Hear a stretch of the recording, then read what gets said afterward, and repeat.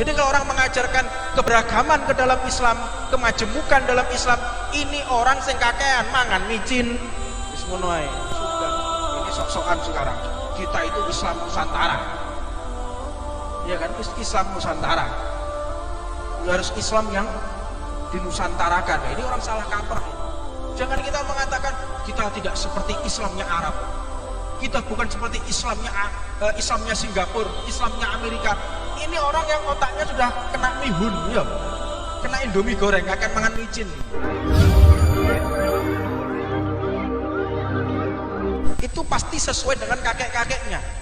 Jangan kita ini sok-sokan lebih luas wawasan kita, teknologi lebih maju, terus kita merasa lebih alim dari Mbah Hasyim Asy'ari, lebih tinggi ilmunya dari Mbah Hamid Pasuruan, lebih tinggi daripada Mbah Wahab Hasbullah, Mbah Bisri Samsuri, Mbah Maksum Lasem. Apakah kita lebih tinggi dari mereka? Mereka pakai jubah kok, mereka pakai jenggot kok. Iya kan? Mereka pakai jenggot, pakai imamah, pakai surban. Ini sok-sokan sekarang. Kita itu Islam Nusantara. Iya kan? Islam Nusantara. Harus Islam yang dinusantarakan. Nah, ini orang salah kaprah ini. Loh, Islam Nusantara itu sudah dibuat oleh Mbah Hasyim mulai dulu. Sekarang ini orang-orang yang sok-sokan Islam Nusantara itu sudah ada dari dulu, bukan kemarin. Makanya ada Islam Nusantara, yaitu Islam yang nasionalis. Ya memang Islam itu tidak ada, Islam yang radikal itu tidak ada, Islam liberal itu juga, Islam itu pasti nasionalis. Jadi nggak ada Islam yang nggak nasionalis, itu nggak ada, karena guru besar nasionalis itu Nabi Muhammad. Lo kok bisa katakan nasionalis ini kan keberagaman, tidak membeda-bedakan ras, tidak membeda-bedakan suku, tidak membeda-bedakan golongan. Loh, ini yang dilakukan Nabi Muhammad. Jangan kita mengatakan kita tidak seperti Islamnya Arab, kita bukan seperti Islamnya Singapura, Islamnya Amerika. Ini orang yang otaknya sudah kena mihun, ya, kena Indomie goreng, akan makan micin. Model-model kayak ngono. Islam itu mengajarkan nasionalis. Dulu itu ada kabilah ini Bani Hashim, ini Bani Quraisy, ini Bani Kinanah. Ini berbagai banyak suku. Oh, engkau itu orang Jawa, engkau itu orang Cina, engkau itu orang Amerika, engkau itu orang Inggris. Kata Rasulullah, nah, semua sama. Innamal mu'minuna ihwatun. Seorang antara satu dengan yang lainnya itu saudara. Jadi dihilangkan gobilah-gobilah, suku-suku, ras ini lebih tinggi dari ras yang itu, suku ini lebih tinggi dari suku yang, oh enggak, sudah dihilangkan oleh Rasulullah. Jadi kalau orang mengajarkan keberagaman ke dalam Islam, kemajemukan dalam Islam, ini orang sing kakean mangan micin wis ngono ae. Ini orang-orang yang nggak ngerti sejarah. Jadi Rasulullah itu guru besar nasionalis sekali Nabi Muhammad SAW. Bahkan Nabi Muhammad tidak membeda-bedakan agama. Itu Rasulullah. Mereka mencaci maki agama, dilarang oleh Nabi Muhammad. Man adantu dimian faqad adani, man adantu dimian hasmuhu khasamtuhu yaumil qiyamah. Barang siapa memusuhi orang di luar agama, seperti mereka memusuhi aku. Engkau memusuhi Kristen, memusuhi Buddha, Konghucu, engkau memusuhi daripada Protestan, Katolik, sama seperti engkau memusuhi aku, kata Nabi Muhammad. Wa ana khasmuhu khasamtuhu yaumil qiyamah. Aku akan menjadi musuhnya dan aku akan musuhi dia di hari akhir. Ini ancaman Nabi, ajaran nasionalis. Orang mengatakan kita beda dari mana? Maka kita harus luruskan pemikiran-pemikiran liberal yang ada di tengah-tengah kita, pemikiran-pemikiran yang tidak benar. Jangan sesekali kita meremehkan apa yang telah diajarkan oleh baginda Nabi Muhammad SAW, dan jangan meremehkan para pendahulu kita, salaf kita, Mbah Hasyim, Mbah Wahab. Makanya gosidahnya itu ahlal waton. Iya kan? Hubul waton minal iman. Iya kan? Indonesia biladi. Ini kan ajaran nasionalis. Ini sok-sokan Islam ini harus diperbarui, harus diregenerasi. Kita harus nasionalis. Kakean mangan micin, mangkane rada bulet. Ini sudah dibentuk dari dulu. Jangan kita ikut-ikutan di luar thariqahnya Mbah Hasyim, bahwa Hasbullah. Mereka adalah orang-orang pilihan Allah Subhanahu wa taala. Mereka itu bukan lagi orang-orang yang biasa. Bal a'rifuna billah, al-arif billah. Bahwa Mbah Hasyim ini arif billah. Orang-orang khususnya Allah Subhanahu wa taala, Mbah Khalil Bangkalan. Orang-orang luar biasa. Jangan kita ikut-ikutan yang sekarang ini sok nasionalis, sok nasionalis itu kepentingan awake dhewe kok. Untuk kepentingan kelompoknya, sehingga apa? Timbul asobiah, timbul fanatik golongan. Golongannya salah atau benar tetap didukung, gak peduli salah masih salah, gue lo mati-matian. Ini orang asobiah ini. Nah, ini yang tidak dimiliki oleh para salaf kita. Salah, bagaimana cara kita menasihati supaya benar, dan bagaimana ketika benar kita wajib untuk mendukungnya. Maka tentu kita harus benar-benar mengikuti para salafuna saleh. Nafa'anallahu bihi wa bi'ulumihim. Semoga Allah Subhanahu wa taala memberi kemanfaatan kepada kita atas istiqamah dan barokahnya mereka semua.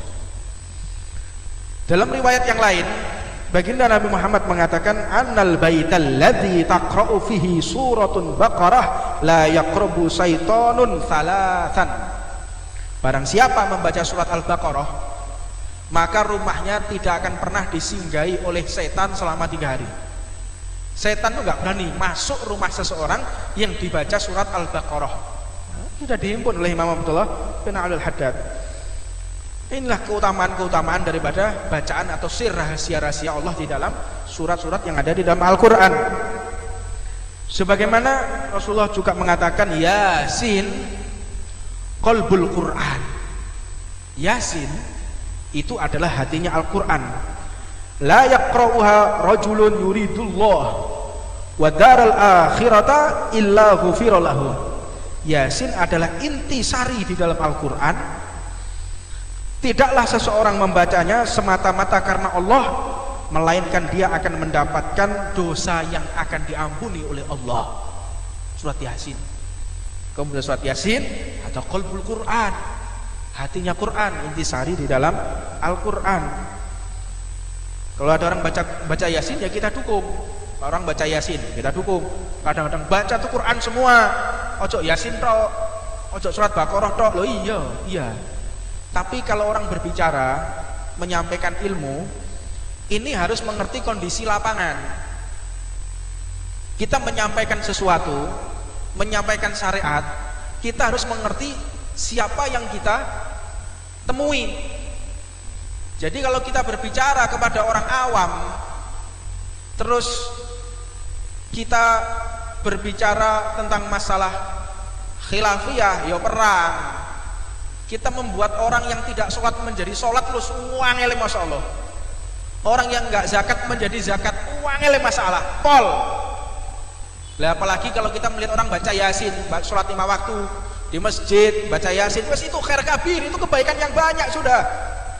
Itu kebaikan yang luar biasa. Ada orang baca Yasin, baca rotib, itu udah kebaikan yang luar biasa. Karena kita melihat iklim masyarakat yang seperti ini sekarang. Mereka meninggalkan sholat, mereka meninggalkan zakat, mereka nggak puasa bulan Ramadan. Jadi kalau ada orang majelis ta'lim, baca rotib, itu sudah satu kebaikan yang luar biasa. Karena memang kondisi masyarakat yang seperti ini. Nah, adapun seseorang ketika menyampaikan sesuatu, tentunya harus mengerti dan mengetahui siapa yang diajak bicara. Pernah satu ketika ada Menristek, Menteri Teknologi dan Ilmu Pengetahuan, masuk di daerah Blega. Blega ini Madura. Madura masuk lagi di atas gunung, ngumpulkan masyarakat. Menterinya ini ahli masalah astronomi, cerdasnya luar biasa. Memang dia PhD, jadi lulusan terbaiknya di Inggris, di Amerika, cerdas orang ini menjelaskan tentang masalah astronomi. Sing diajak ngomong wong tau ngene Blega. Tok Madura pucuke gunung. Radio ora ono ya. Apalagi internet wis ora ono diajak ngomong. Bapak-bapak sekalian, kita harus memiliki pesawat luar angkasa. Sebagaimana Cina bisa, sebagaimana Korea bisa, sebagaimana Australia, sebagaimana Amerika memiliki pesawat yang bisa sampai ke bulan. Sebab bulan ini ditempuh dengan jarak sekian, harus melewati atmosfer, dijelaskan luar biasa. Bagaimana bapak-bapak, setuju apa tidak kalau Indonesia punya pesawat yang bisa ke bulan? Dijawab ambek wong sing mburi. Gimana, setuju apa enggak? Saya enggak setuju dan enggak bangga. Loh, sampean enggak bangga? Sampean enggak setuju? Enggak. Lah kenapa Pak? Karena sudah banyak yang ke bulan. Lah terus saya maunya pesawat yang bisa ke matahari. Nah, bayangno. Lah niki kerono sing diajak ngomong gak paham. Makanya ojo halal haram bid'ah sing ojak ngomong iki lho sapa? Wah, akhirnya loh, nggak bisa ke matahari, nggak bisa ke matahari, sebab matahari itu memiliki derajat sekian, mendekati sekian tahun sudah meledak pesawatnya, dicuwelas nomane panjang-panjangnya, sak jam jelas nomane. Bagaimana, bapak-bapak? Kalau cuman mau ke matahari gampang katanya. Loh, kok bisa gampang? Gampang. Gimana caranya Pak? Sebab begini jelas no gampang. Gimana cara berangkatnya? Kalau mau berangkat itu ba'dal maghrib. Nanti pulangnya sholat, pulang sudah sebelum sholat subuh lagi. Iya kan? Sing diajak ngomong nggak paham. Makanya kalau kita ceramah, kita memberikan syariat, itu lihat yang kita hadapi siapa. Ini harus kita tahu ini. Sing wajak ngomong, wong gak iso maca, gak iso nulis. Wajak ngomong masalah khilafiyah. Lu kadang-kadang ngrungokno melok ngomong, maca kitab lho ora iso. Maca kitab gak bisa buta huruf, gak iso bahasa Arab, tapi itu bid'ah, ini kafir. Yo jak ngomong sing ngono pisan, akhirnya bulan tak karu-karuan. Makanya kalau ngomong pada mereka, gimana caranya sholat itu di masjid, bagaimana caranya wudhu yang benar, bagaimana caranya sholat yang bisa sah, bagaimana gak ngono lo, istinja yang betul, yang gitu aja. Gak usah ujak ngomong sing aneh-aneh. Masalah khilafiyah ini mengajarkan. Nggak cukup Pak otaknya, akhirnya ya gelut. Makanya pecahnya umat ini gara-gara orang-orang yang menyampaikan tidak ngerti.